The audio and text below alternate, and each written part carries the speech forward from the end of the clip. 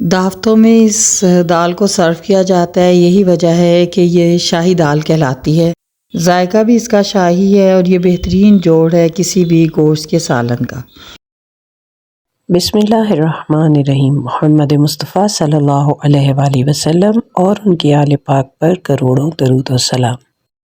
सफ़ेद माश की दाल या इसे धुली दाल भी कहते हैं, माश की, 1 पाव लेकर मैंने इसको तकरीबन आधा घंटा भिगोया है और इसके बाद इसको पानी डालकर मीडियम फ्लेम पर उबलने के लिए रख दें।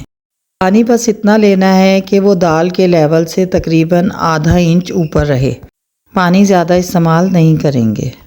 पानी में बॉयल आने लगे तो इसके ऊपर जो झाग आया है इसको उतार लेंगे।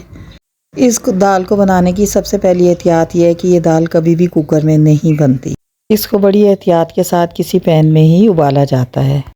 इस पर आने वाला झाग अलग कर लिया है तो बस अब इसके अंदर मसाले डालेंगे। 6 अदद साबुत मिर्ची, 1 चमची नमक, 1 बादियान का फूल, आधी चमची सफ़ेद ज़ीरा, दालचीनी के छोटे टुकड़े, 4 से 5 लौंगे और 7 से 8 काली मिर्चें। इसके अलावा मैं इसमें ताज़ा कुटा हुआ लहसुन अदरक शामिल कर रही हूँ। बस 1 चम्मच की मदद से इसे अच्छा सा मिक्स करके इसके ऊपर ढक्कन ढक देंगे जो थोड़ा सा खुला रहे और आंच को बिल्कुल मीडियम लो कर देंगे। उबाल आ चुका है इसलिए ये लो मीडियम फ्लेम पर आहिस्ता आहिस्ता पकती रहेगी। हम इसे 10 मिनट के बाद चेक करेंगे। 10 मिनट बाद चेक किया था तो दाल अभी गली नहीं थी। अब तकरीबन इसे 20 मिनट हो गए हैं। पानी आप देख सकते हैं कि खुश्क हो गया है और दाल भी हमारी गल गई है। दाल को इस तरह गलाना है कि दाल बिल्कुल भी कच्ची ना हो मगर दाल का दाना भी ना टूटे, इसका बहुत ख्याल रखना है। अब इसमें 1 इंच का अदरक का टुकड़ा बारीक काट के और चंद पुदीने के पत्ते ऐड करेंगे। अदरक और पुदीने को दाल में मिक्स करेंगे। साथ ही इसके अंदर जो साबुत मिर्चें अच्छी तरह गल चुकी हैं इनको मसल देंगे। इसके अंदर पीसी या कुटी हुई लाल मिर्च नहीं शामिल की जाती। ढक्कन ढक देंगे और भगार तैयार करेंगे। आधे कप ऑयल में 1 दरमियाने साइज़ की प्याज को बिल्कुल बारीक स्लाइसिस में काट के मैंने ब्राउन करने के लिए रख दिया है।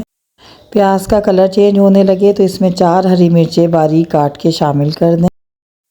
बस इसको मीडियम फ्लेम पर हिलाते हुए आहिस्ता आहिस्ता फ्राई करते रहेंगे। जब प्याज मुकम्मल ब्राउन होने लगे तो इसके अंदर 1 चम्मच सफ़ेद ज़ीरा ऐड करेंगे।